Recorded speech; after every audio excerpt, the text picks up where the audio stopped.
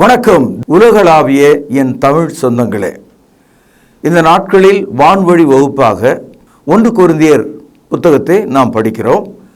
அந்த வகையிலே இன்றைக்கு 13வது அதிகாரம். இந்த 13வது அதிகாரத்தில் 13 வசனங்கள் இருக்கிறது. இந்த அதிகாரத்தை அன்பின் அதிகாரம் என்று நாம் தலைப்பிடலாம். இந்த அதிகாரத்தில் ஒரு முக்கியமான உபதேசம், டாக்டர் இருக்கிறதை நீங்கள் பார்க்கலாம். அது என்னன்னு கேட்டால் 1 கொரிந்தியர் 13:8 அது எந்த மொழிபெயர்ப்பாக இருந்தாலும் நீங்கள் அதை புரிஞ்சிக்க முடியும். அன்பு ஒரு காலம் ஒழியாது, லவ் நெவர் ஃபெயில்ஸ் என்று வந்திருக்கிறது. அப்படியானால் இந்த அன்பு நம்மை பற்றியது அல்ல. ஏன்னா நம்முடைய அன்பு ஒழிந்து விடுகிறது. மும்தாஜுக்காக தாஜ்மஹாலை கட்டிய ஷாஜஹான் மரித்து விட்டான். அப்போ அவனுடைய அன்பு ஒழிந்து விட்டது. என் அன்பு சகோதரர்களே, உலகத்தில் நம்ம இடத்துல எவ்வளோ பெரிய அன்பு கூர்ந்தாலும், யார் அன்பு கூர்ந்தாலும், அன்பு கூர்ந்தவர்களும் கூறப்பட்டவர்களும் அவர்கள் மரணித்து விடுவதை நாம் பார்க்கிறோம். அப்படியானால் இந்த 13ஆம் அதிகாரம் அன்பு ஒழியாது என்று சொன்னதனால இது தேவனோடு சம்பந்தப்பட்ட ஒன்று என்று நீ முதல்ல விளங்கிக்கணும். This love refers to God, relates to God, God's love. தேவன் தமது ஒரே பேரான குமாரனாகிய இயேசு கிறிஸ்துவை விசுவாசிக்கிறவன் எவனோ அவன் கெட்டு போகாமல் நித்திய ஜீவனை அடையும்படிக்கு அவரை தந்தருளி இவ்வளவாய் கவனிங்கள் அன்பு கூர்ந்தார். இது யோவான் 3:16 நம்ம படிக்கிறோம். இங்கே தேவன் இயேசு கிறிஸ்துவின் மூலம் நம்மிடத்திலே அன்பு கூர்ந்தார். இது தேவனுடைய அன்பு. இந்த அன்பு ஒழியாது. இங்கே லவ் நெவர் ஃபெயில்ஸ் என்ற அந்த வார்த்தை இருக்கிறது. அதை ஒரு காதலன் காதலி எடுத்துக்கொள்ள முடியாது. ஒரு தகப்பன் பிள்ளைகள் எடுத்துக்கொள்ள முடியாது. சகோதர சகோதரிகள் எடுத்துக்கொள்ள முடியாது. இது தேவனும் மனிதனும், தேவன் மனிதனுக்காக காண்பித்த அன்பு. 1 யோவான் 4:16 வசனத்தில் இன்னொரு உபதேச விஷயத்தை நீங்கள் இங்கே படிக்கலாம். இங்கே தேவன் அன்பாகவே இருக்கிறார், God is love என்று இங்கே எழுதியிருக்கிறது. இந்த அன்பு என்ற சொல்லை தமிழ்நாட்டில் சைவ வணக்கத்தை உடைய மக்கள், சிவனை வணங்குகிறவர்கள் அன்பே சிவம் என்று எழுதியிருப்பதை நீங்கள் பார்க்கலாம். அதாவது அன்புதான் கடவுள் என்று பொருளாகிறது. கிரேக்க நாட்டில் வீனஸ் என்ற தேவதை வணங்குகிறவர்கள் வீனஸ் அன்பின் வடிவமாக அவர்கள் வணங்குகிறார்கள். ஆனால் பைபிளில் நாம் படிக்கிற யெகோவா தேவன் பல பண்புகளை உடைய ஒருவராக இருக்கிறார். தேவன் பரிசுத்தம் உள்ளவர், நீதி உள்ளவர், கிருபை மிக்கவர், அன்புள்ளவர், பொறுமையுள்ளவர், வல்லமையானவர். இவைகளெல்லாம் தேவனை பற்றிய குணங்கள். These are the characters of the living God. God is holy, God is righteous, God is gracious. இப்படி சொல்லிக்கொண்டே போகலாம். அப்போ ஒரு மனிதன் என்பவன் வேற, அவனுடைய குணம் என்பது வேற.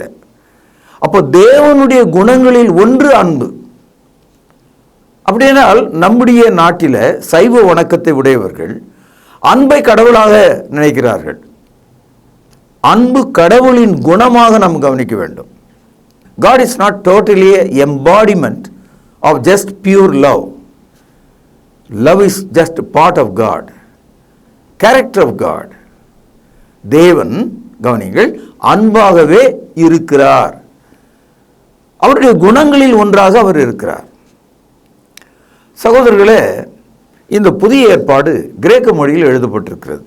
கிரேக்க மொழியில் 4 சொற்கள் இருக்கிறது. முதலாவது ஈராஸ் என்ற ஒரு சொல்.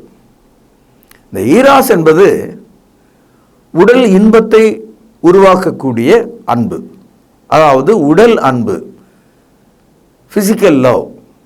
இரண்டாவதாக ஃபிலியோ அப்படின்னா கிரேக்க மொழியில் சகோதர அன்பு, பிரதர்லி லவ். ஸ்டர்ஜியோ மூன்றாவது வார்த்தை. இதற்கு கிரேக்க மொழியில் நாம் ஒரு சமுதாய குடும்பமாக இருக்கிறோம் இல்லையா, மனிதர்களாக இருக்கிறோம். நாம் ஒருவர் மேல் ஒருவர் காண்பிக்கிற அன்பு. நான்காவது மிக முக்கியமான ஒரு வார்த்தை, அதுதான் புதிய ஏற்பாட்டில் எல்லா இடங்களிலும் பேசப்பட்டிருக்கு, அகப்பே. இந்த அகப்பே என்ற வார்த்தை டிவைன் லவ், தெய்வீக அன்பை குறிப்பிடுகிறது. அதாவது யோவான் 3:16 நாம் படித்தோம், தேவன் இவ்வளவாய் உலகத்திலே அன்பு கூர்ந்தார், தேவன் அன்பாகவே இருக்கிறார். அங்கெல்லாம் அகப்பை என்ற வார்த்தை வந்திருக்கு. இப்போ 1 கொரிந்தியர் 13:8 நாம் படித்தோம், லவ் நெவர் ஃபெயில்ஸ், அன்பு ஒரு காலம் ஒழியாது என்று சொன்னார் இல்லையா. அந்த வார்த்தை அகப்பை. ஏனென்றால் தேவன் ஒழிய மாட்டார், ஆகவே தேவனுடைய அன்பும் ஒழியாது. Since God is eternal, is love also eternal. இப்போ உங்களுக்கு விளங்கி இருக்கும்னு நான் நினைக்கிறேன். இப்போ நம்ம தமிழ் மொழியில் பார்த்தீங்கன்னா இந்த அன்பு என்ற சொல் நம் மொழியில் கூட பல அர்த்தங்களை கொடுக்கக்கூடியதாகவும் ஏராளமான சொற்களை உடையதுமாக இருக்கிறதை நீங்கள் பார்க்கலாம். உதாரணமாக நாம் பெற்றோர் மேலே செலுத்துகிற ஒன்று தான் அன்பு என்று நாம் இங்கே பேசுகிறோம்.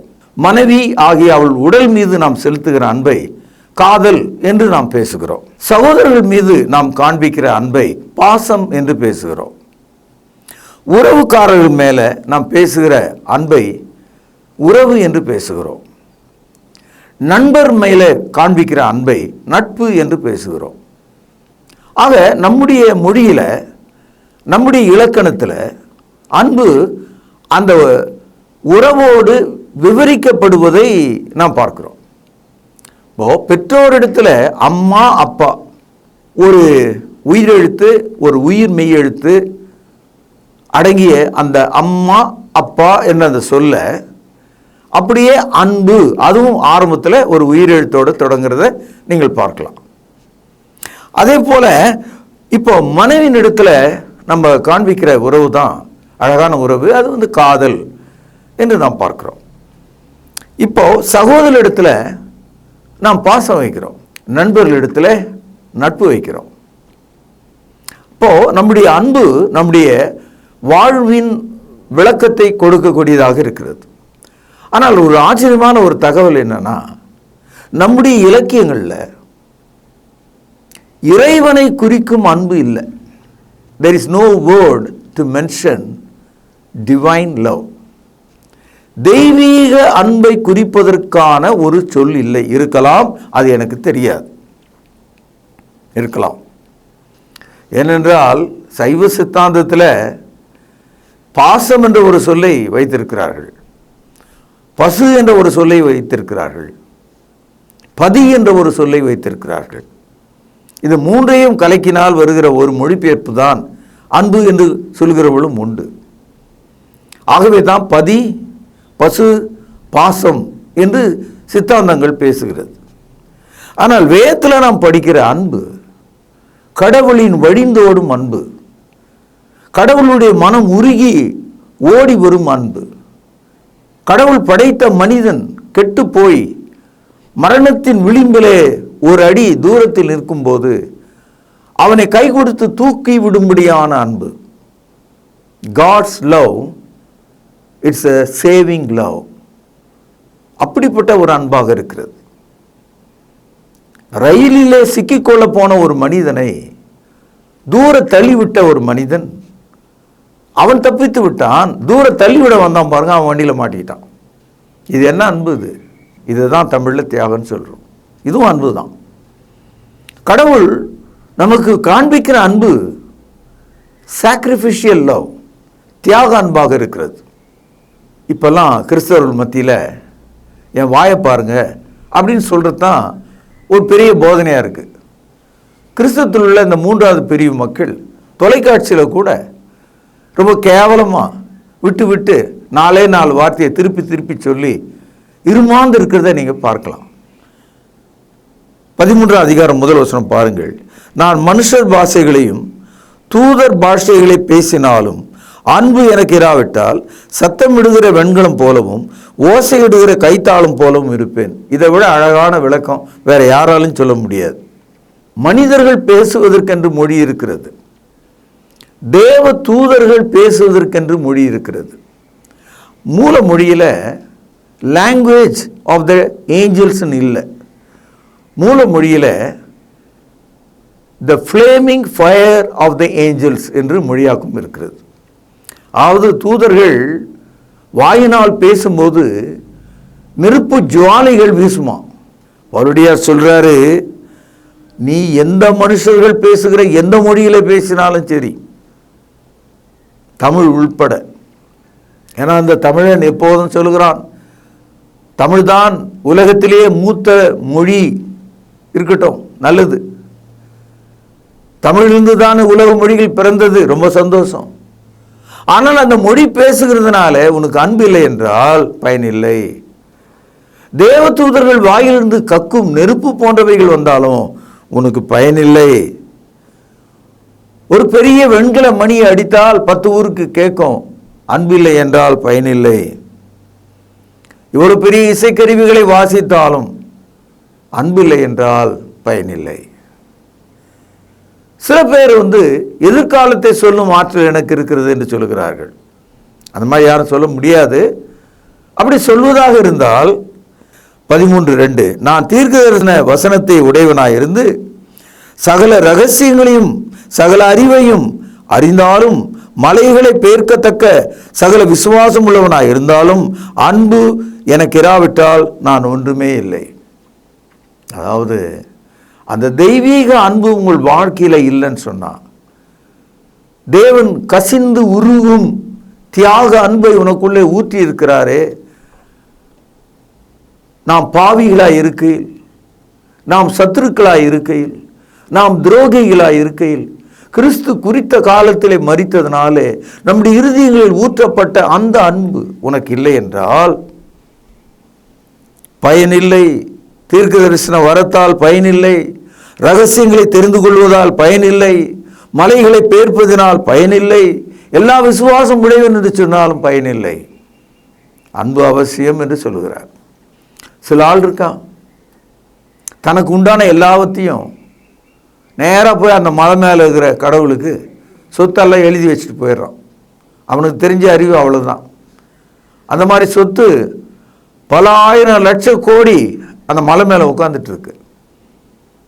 மனிதன் தன்னுடைய சொத்துக்களை தெருக்களிலே வீடு இல்லாமல், உணவில்லாமல், உடை இல்லாமல், புழுக்களைப் போல நெளிந்திருக்கிற மக்களுக்கு எழுதி வைக்கணும். அப்படி எழுதி வைக்கிறதா இருந்தால் அசையாத, பேசாத, கேட்காத, மனிதருடைய தோளில் சுமந்து போகிற ஏதோ ஒன்றுக்காக நீங்கள் எழுதி வைக்கிறதுனால உங்களுடைய உழைப்பு வீண் தானே, உங்களுடைய வேர்வை பயனற்றதாய் போய்விட்டது. சில ஆள் என்ன சொல்றான், என்னுடைய எல்லா சொத்தையும் உணவாக மாற்றி நான் எல்லாருக்கும் கொடுக்கிறேன்னு சொன்னான். நல்லது.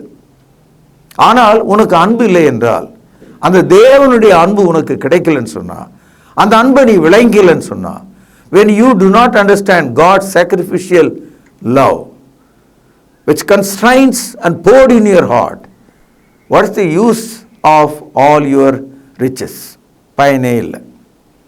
அதான் சொல்றார், எனக்கு உண்டான யாவற்றையும் நான் அன்னதானம் பண்ணினாலும் என் சரீரத்தை சுட்டெரிக்கப்படுவதற்கு கொடுத்தாலும் அன்பு எனக்கு இராவிட்டால் எனக்கு என்ன பிரயோஜனம் என்று கேட்கிறார்.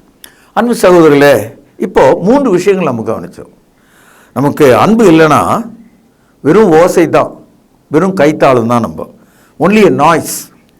நமக்கு அன்பு இல்லைன்னு சொன்னால் நம்முடைய தீர்க்க தரிசனமோ, ரகசியங்களை அறிகிற அறிவோ, மலைகளை பெயர்க்கும் பலமோ பயனில்லை. 3ஆவதாக நமக்கு அன்பு இல்லைன்னு சொன்னால் நம்முடைய எல்லா சொத்தையும் சுகத்தையும் எல்லாத்தையும் விற்று நம்ம உணவாக மாற்றி கொடுத்தாலும் அன்பு உனக்கு இல்லைன்னு சொன்னால் ஒன்றும் பயனில்லை. இந்த 3 வசனத்தில் இந்த உலகத்திற்கு எல்லா மதங்களும் அடங்கிடும்.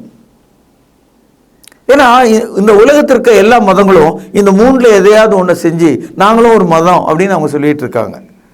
கிறிஸ்தவம் இதிலிருந்து வேறுபட்டிருக்கு.